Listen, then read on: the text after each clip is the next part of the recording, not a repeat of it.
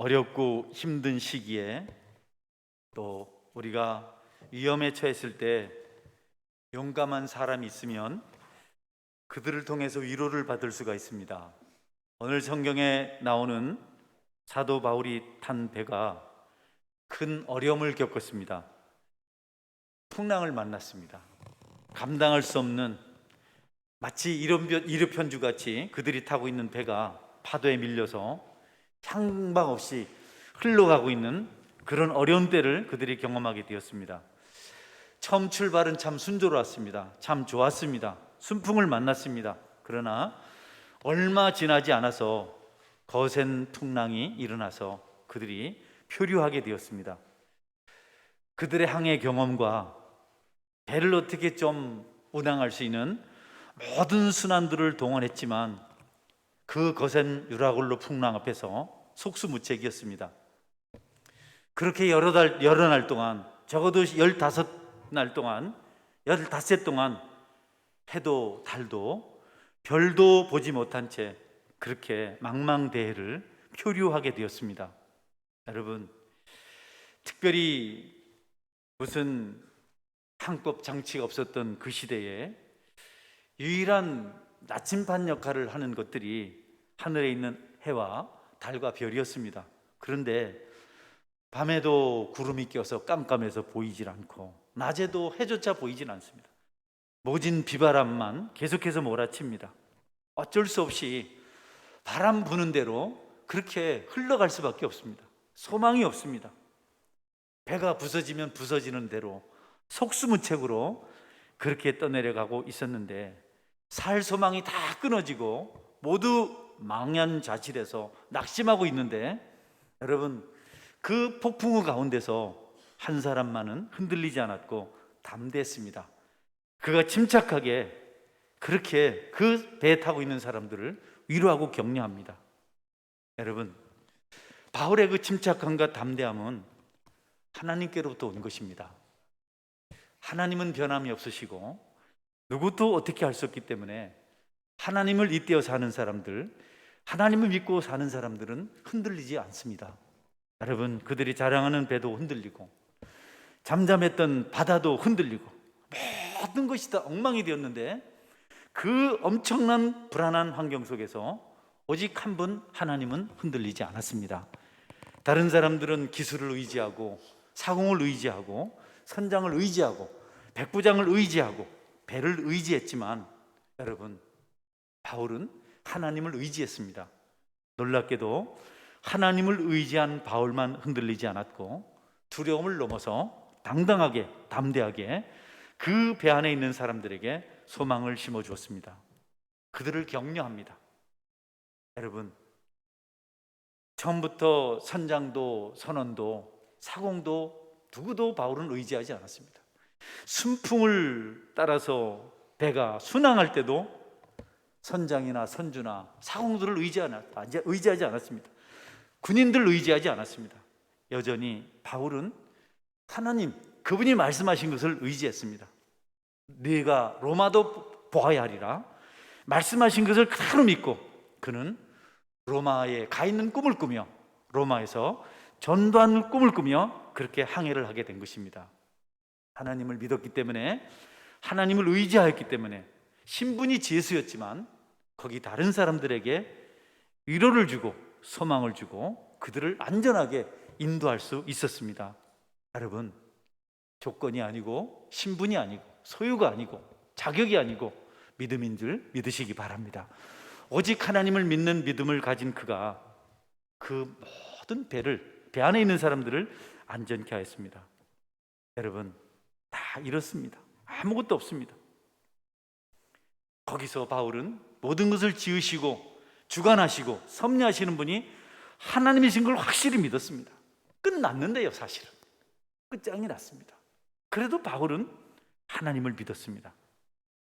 바울은 자신이 로마에 가야 한다고 하나님께서 말씀하셨고 거기 가서 전도해야 된다고 말씀하셨기 때문에 그 말씀을 믿고 엄청난 위험이 찾아와도 조금도 의심하지 않았습니다. 모두 다 소리를 지르고 호들갑을 떨고 걱정을 하고 근심을 하고 할 때 하나님을 딱 붙들고 그는 그가 이루게 될 꿈을 생각하면서 항해를 하게 됩니다. 여러분, 바울에게는 포기도 낙심도 좌절도 절망도 없었습니다. 삿대도 없고 돛대도 없고 모든 짐도 다 바다에 던져졌지만, 그러나 아직 바울에게는 하나님이 함께 하셨습니다. 바울은 거기 있는 276명 자신을 포함해서 그들에게 말합니다. 여러분이여 안심하라. 나는 내게 말씀하신 그대로 되리라고 하나님을 믿노라. 할렐루야. 나는 하나님께서 말씀하신 그대로 되리라고 믿는다. 그러니 여러분 안심하십시오. 우리 하나님이 여러분을 로마까지 온전하게 완전하게 인도할 것입니다. 여러분, 험난한 세상, 변화무쌍한 세상, 걷잡을 수 없는 소용돌이가 일어나는 이 세상 속에서 우리가 무엇을 의지해야 할까요? 여러분, 어떤 사람은 물질이 자신에게 꼭 필요한 것이라고 말합니다. 물질이 있어야, 돈이 있어야 된다고 말합니다. 어떤 사람들은 자녀가 잘 돼야 노후가 행복하다고 말합니다. 권세가 있어야, 지위가 있어야 어디 가든지 대접을 받고, 또 직장이 좋아야, 지식을 가지고 있어야 그래도 사는데 쾌락이 있어야 재밌지 않나. 정확한 어떤 사상을 가지고 또 동질 집단을 가지고 살 때, 그때 사람이 행복한 것 아닌가. 그러나 여러분, 수많은 사람들이 그런 것들이 자신을 행복하게 만들고 지켜주지 못한다는 사실을 그렇게 고백합니다. 이구동성으로 말합니다. 친구도 어려우니까 친구가 아니더라. 돈이 도움이 될 줄 알았더니 돈이 오히려 화가 되더라. 자녀도 내가 도와줄 대상이지 내가 의지할 대상은 아니더라. 여러분, 저도 부모가 됐는데요, 부모님들 생각은 거의 대다수 자녀가 잘 되는 그 자체가 행복이고 만족입니다. 맞습니까? 예. 저희 아이들이 이제 직장 생활을 하고 돈을 이렇게 딱 하는데 저는 그 돈을 못 쓰겠더라고. 저희 집사람은 잘 쓰더라고요. 마음이 아려서 못 쓰겠어요. 제가 안 써도 아내가 쓰니까 죄송합니다, 이런 말을 해서. 아려서 못 쓰겠더라고. 아직 이제 30대가 되고 해도 아직 핏덩이 같고 그래요. 마음이 짠하고 수천만 원도 아니고 기백만 원 받아서 한 달 내내 수고하고 그것을 어머니한테 어머니한테 주는 걸 볼 때 눈물이 나요. 눈물이. 저만 그렇겠어요? 많은 부모들이 노후를 보장받겠다고 자녀를 양육하지는 않습니다. 자녀 자체를 목적으로 함께 합니다. 우리가 자녀가 효도하는 것은 당연하지만, 그러나 여러분, 그 효도를 기대하면서 그렇게 자녀에게 그냥 의무적으로 요구하지 않습니다. 효도해주면 감사하고 고맙고 눈물 나고 가슴 벅차고 잘 살아주면, 문제 없으면 그 자체가 참 귀하고, 그게 부모의 마음입니다. 그러니 무슨 자녀에게 기대를 하겠어요? 줄 수 있다면 눈이라도 주고 싶은 것이 부모의 마음인데, 여러분 불효한다고 그렇게 자녀를 아주 심하지 않으면 물리적으로 제재합니까? 남한테 어디 자기 자녀 이렇게 나쁘다 말 하지 않아요. 아이고 아이가 착하다 하고 선물 받았다 하고 수억을 갖다 쓴 놈이 10,000원짜리 20,000원짜리 하나 준 게 고맙다 하고 말이죠. 그게 부모의 마음인데, 그래도 여러분, 자녀들이 무슨 부모의 마음을 알아서 돕지는 않습니다. 저는 여러분들이 자녀가 아닌 하나님을 기대하는 은혜가 있길 바랍니다. 친구들요, 우리가 동질 집단을 만들고 좋을 때 좋지, 어려우면 친구도 하나둘 떠납니다. 여러분 실수하고 넘어지면 여러분 피합니다. 만날까 봐 겁냅니다. 사업에 쫄딱 망하면 한두 번이지 불편하거든요. 여러분, 언제든지 세상 것들은 우리가 사라질 수 있습니다. 그러나 하나님은 영원하십니다. 할렐루야. 바울은 그 하나님을 붙들었어요. 흔들리지 않았어요. 바울만 풍랑에 빠진 거 아닙니다. 우리도 세상 풍파에 시달리고 있습니다. 끊임없이 매일매일 불안, 염려, 초조 가운데 삽니다. 많은 사람들이 공황장애라는 질병을 가집니다. 이유도 없이 아픈 겁니다. 스트레스, 근심, 걱정, 그런 것 때문에 짓눌려서 그렇게 살아갑니다. 그런데 여러분, 하나님을 믿고 하나님께 맡기면 그런 모든 것들을 이겨낼 줄 믿으시길 바랍니다. 모든 일을 할 때 먼저 여러 가지 걱정이 돼요. 시간이 될까, 돈이 될까, 사람은 있을까, 될까 말까, 이런 생각 많이 해요. 그런 거 다 내려놓고 하나님 믿고 믿음으로 행할 때 하나님께서 결실하게 하십니다. 할렐루야. 우리 교회 새생명훈련 참 부담스럽게 시작했는데 부흥의 조짐을 보이는 그런 훈련이 돼가고 있습니다. 아멘. 저 소망의 손바닥만한 구름이 떠오르고 있습니다.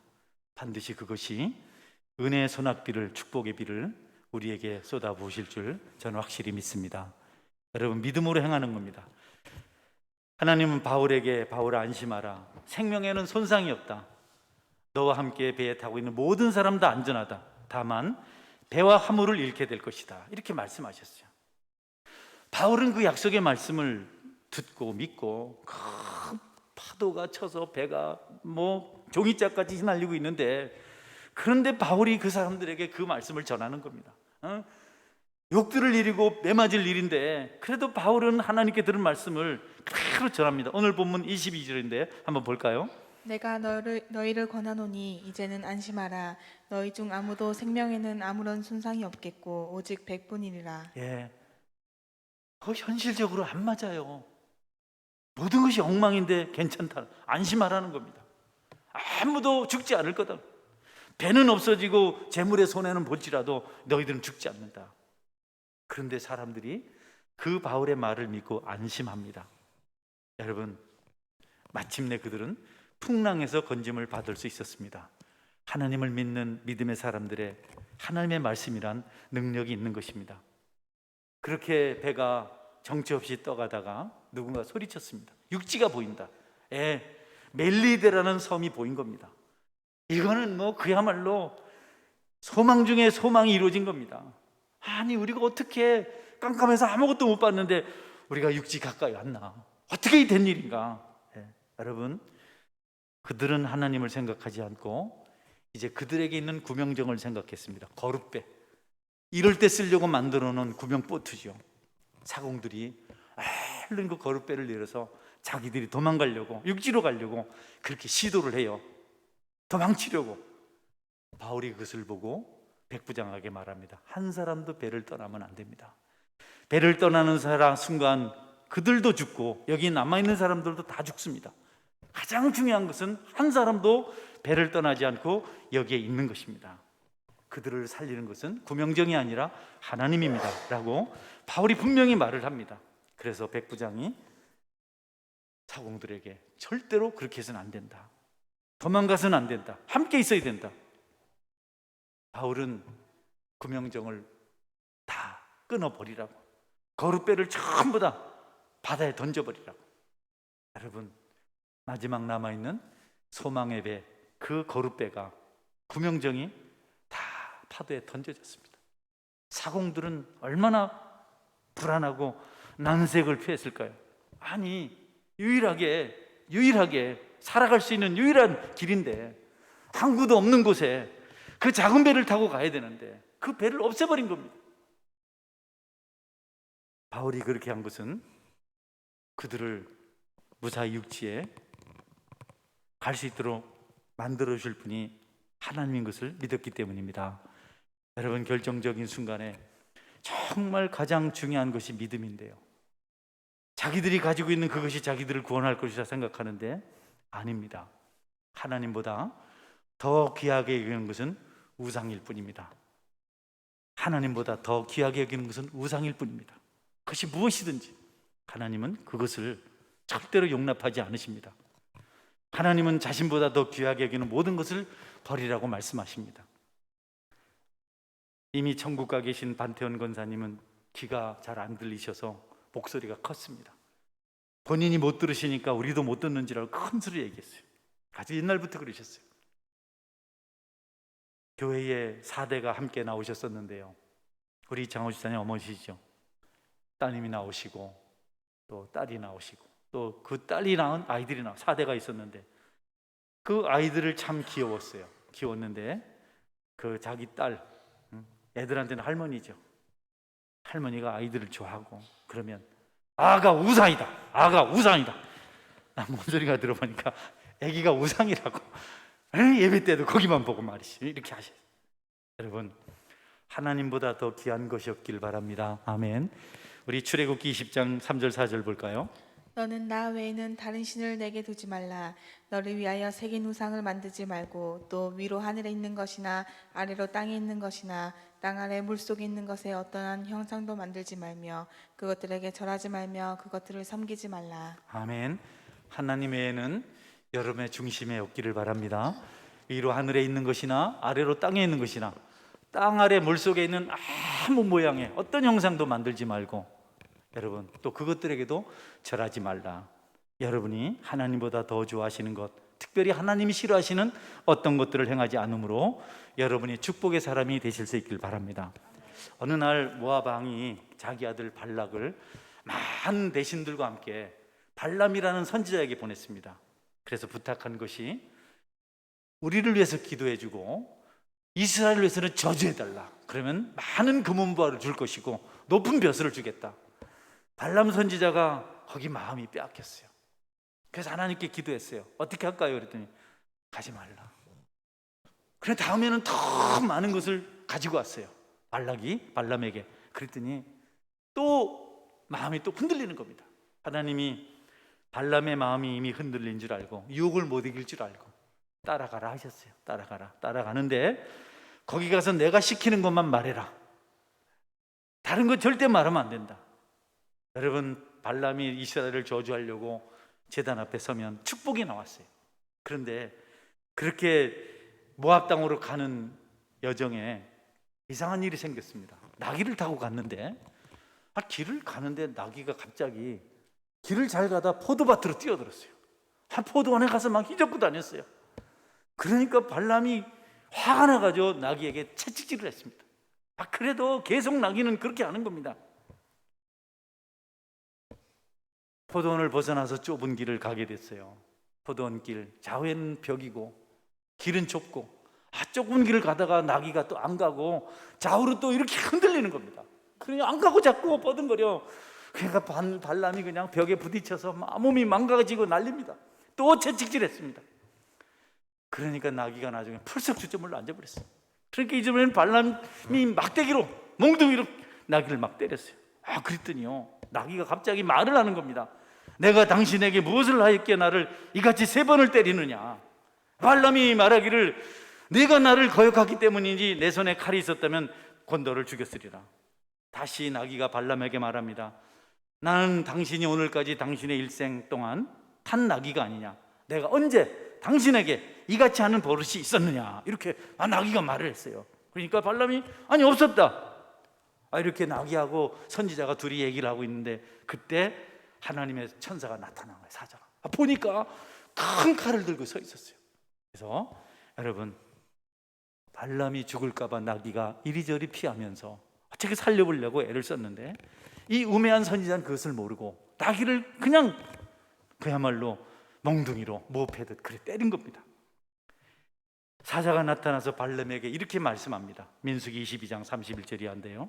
그때 여호와께서 발람의 눈을 밝히심에 여호와의 사자가 손에 칼을 빼들고 길에 선 것을 그가 보고 머리를 숙이고 엎드리니 여호와의 사자가 그에게 이르되 너는 어찌하여 내 나귀를 이같이 3번 때렸느냐.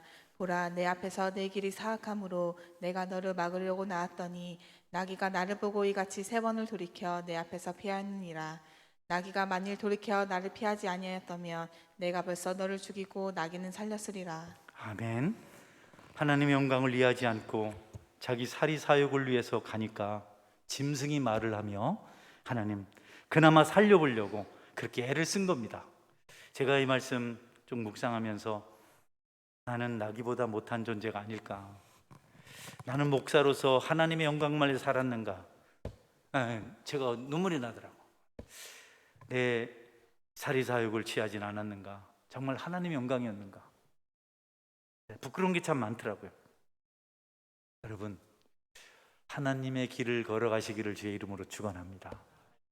하나님 영광을 위합니다 소리는 높이 질렀는데 가만히 보니 얼마나 하나님 앞에서 목사로 서서 참 중재인 노릇을 했는지 몰랐어요. 몰랐습니다. 잘하는 줄 알았습니다.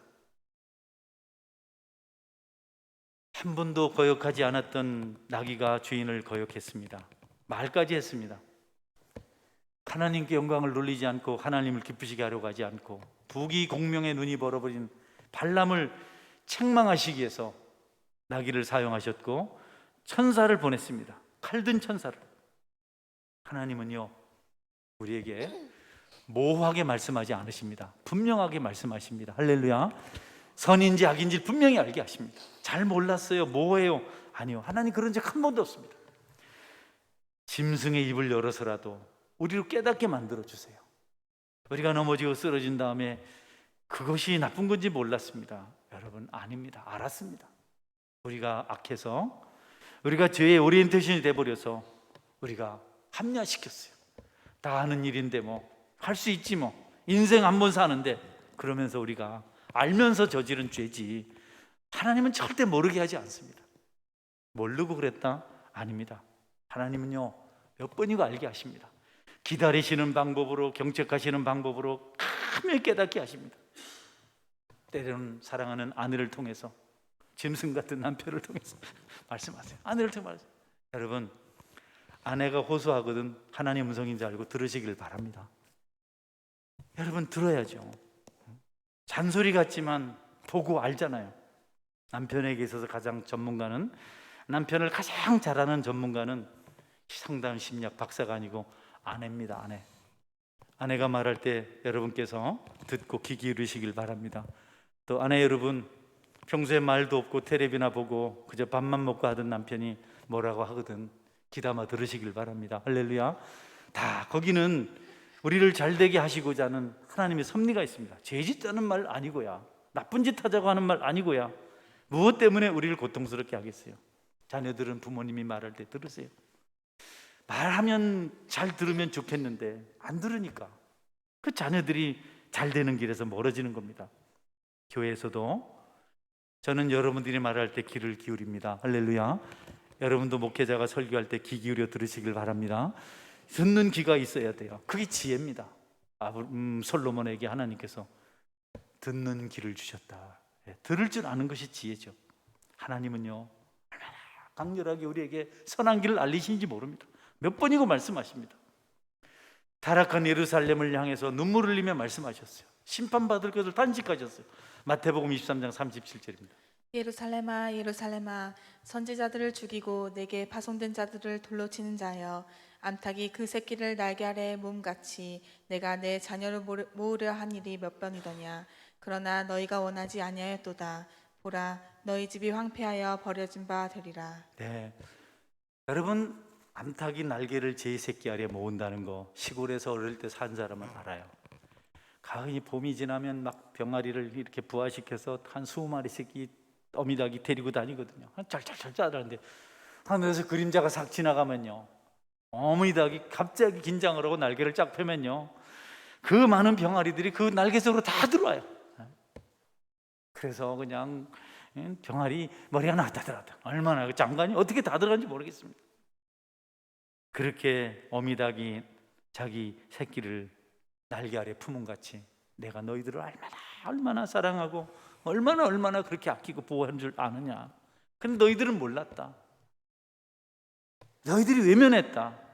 너희들이 심판받을 것이다. 그게 슬퍼서, 그게 마음 아파서 주님이 탄식하며 여러분 예루살렘을 바라보며 우셨습니다. 세상에 하나님이 존재하고 하나님이 인도하시고 가르친다는 증거들이 너무도 많습니다. 여러분, 하나님께서 사인을 보내시고 말씀하실 때 순종하셔서 저주가 아닌 축복의 자리에 나가시기를 주의 이름으로 축원합니다. 할렐루야. 말씀해 주실 때 귀를 기울여야죠. 천지 만물 하나님 존재를 다 말해주지 않습니까?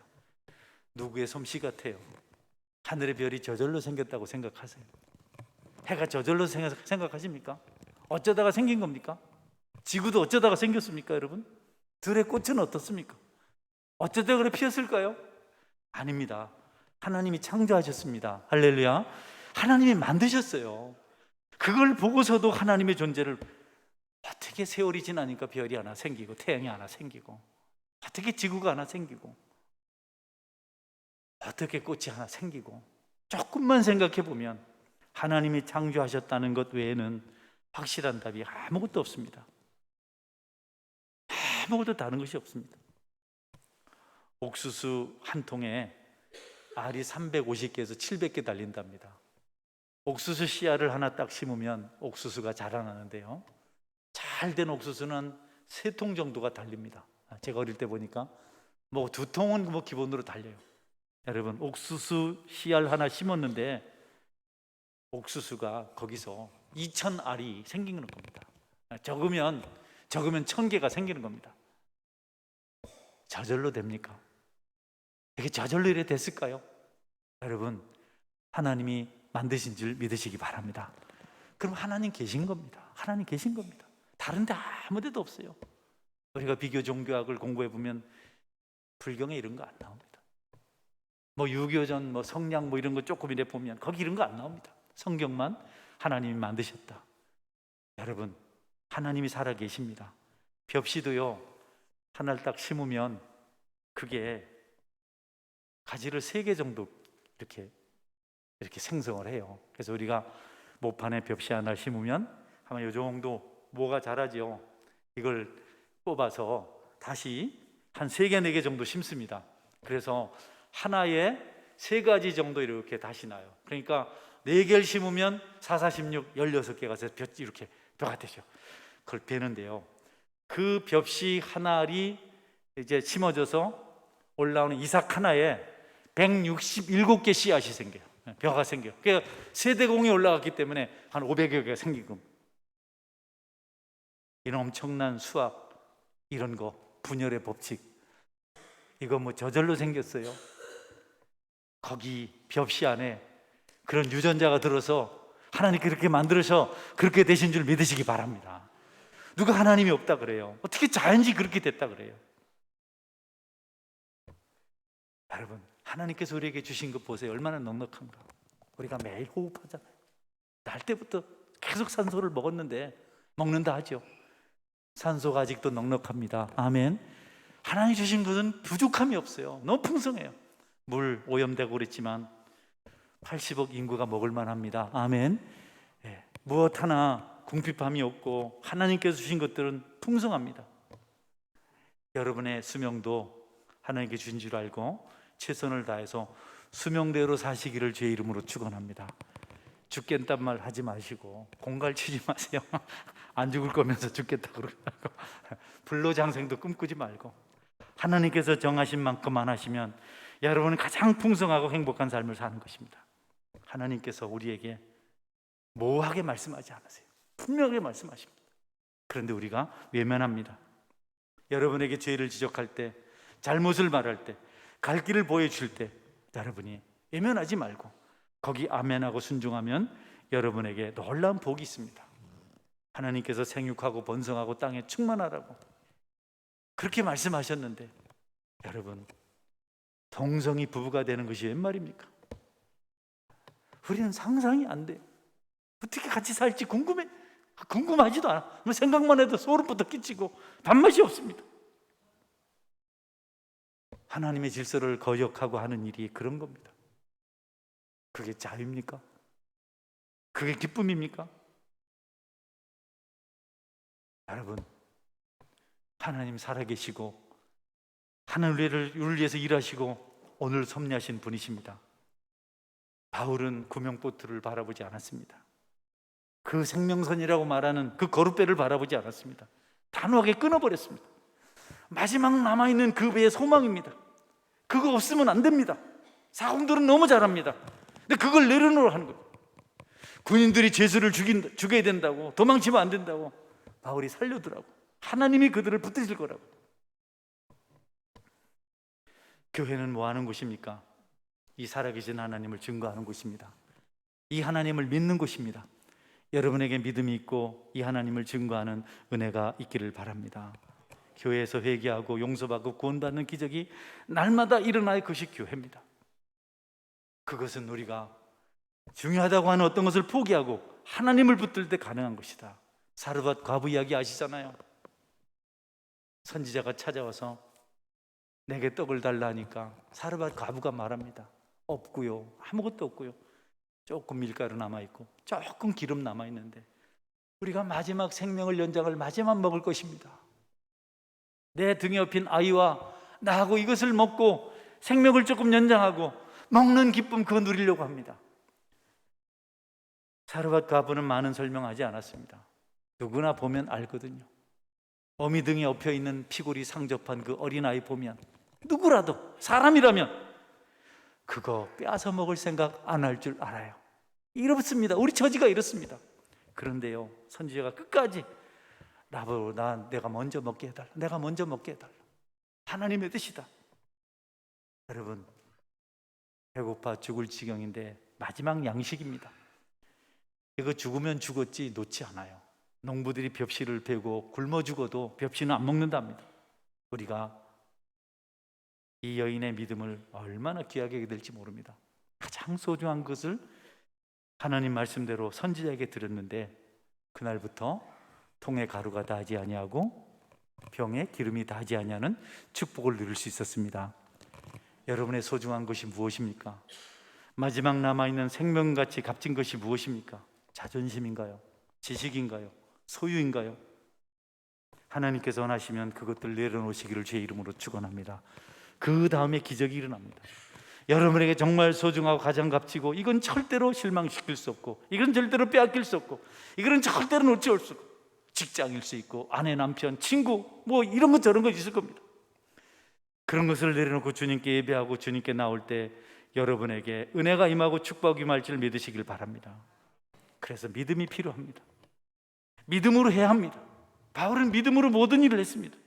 이 배가 반드시 로마로 가게 될 것이다.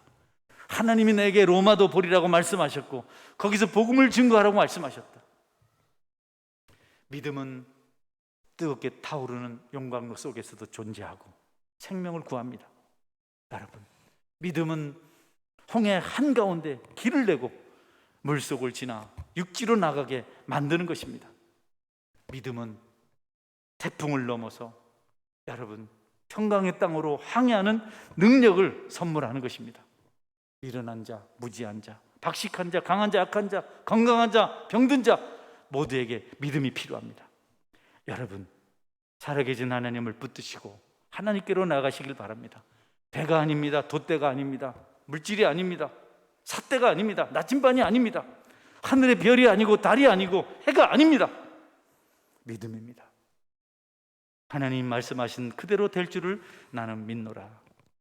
여러분, 여러분에게 여러분을 붙잡고 있는 것이 신앙이 아니고 하나님이 아니고 다른 것이 있다면 그걸 하나님께 드려보십시오. 마치 사르밧 과부의 마지막 남은 가루 같은 거, 여러분 그것을 한번 하나님께 드려보십시오. 하나님은 절망 안 됩니다. 이것만큼 절대 놓을 수가 없습니다. 울며 그것을 드렸을 때 하나님이 여러분을 향해서 아낌없는 축복을 부어주십니다. 여러분의 일생을 한번 하나님께 들어보시진 않겠습니까? 여러분 혹시 자녀가 주일 예배 드리러 가는 것보다 집에서 공부하는 것이 낫다고 생각하는 분 계시지 않나요? 그래서 자녀가 잘 된다고 생각하시면 오해입니다. 그 자녀를 하나님께 세우시면 하나님이 그를 축복하실 줄 믿으시길 바랍니다. 여러분의 직장도 산업도 똑같습니다. 애를 써서 평생 살아오셨잖아요. 이제는 한번 내려보시는 거 어떻습니까?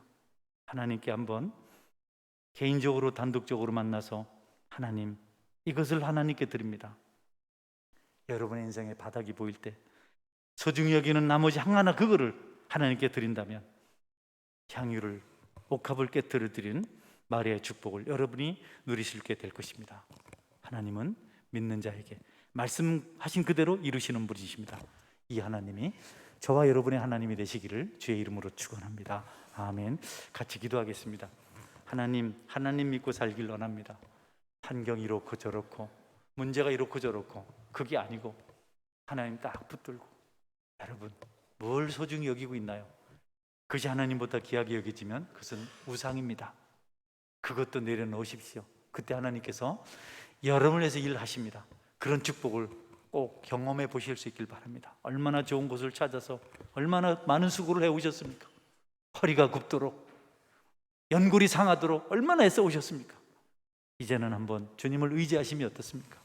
동분서주하게 잠도 자지 못하고 동분서주하며 잠도 자지 못하고 굶어가며 여러분, 박해를 받아가며 얼마나 긴 세월을 고난 속에 사셨습니까? 이제 한번 하나님을 찾는 것이 어떻습니까? 여러분의 손으로 할 것이 아니고 하나님을 믿는 믿음으로 여러분이 풍성해지는 은혜가 있길 바랍니다. 하나님, 주님을 따라 주님을 예배하며 주님 믿음으로 살겠습니다. 통성으로 기도하겠습니다.